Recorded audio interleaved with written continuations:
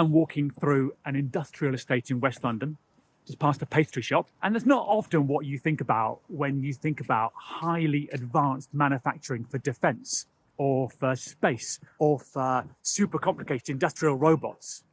But in this case, that is what's going on, because I'm here to meet a startup that say that they can basically reinvent the way that we make things, especially when it comes to weapons. And the way they're able to do this is by building small factories that, by using software, can coordinate to make parts really quickly, really at a high level, and crucially, to make them in this country, which is kind of what you have to have if you're making weapons.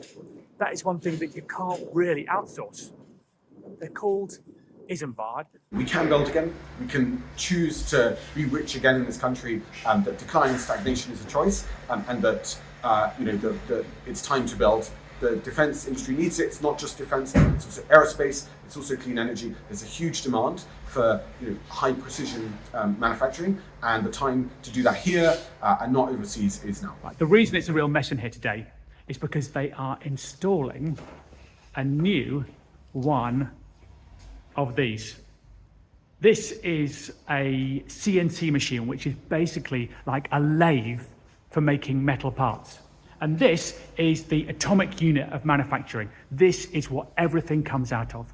And just to give you an example of one of the things they make, not here, but in their factory in Portsmouth, they make thousands of parts for autonomous submarines.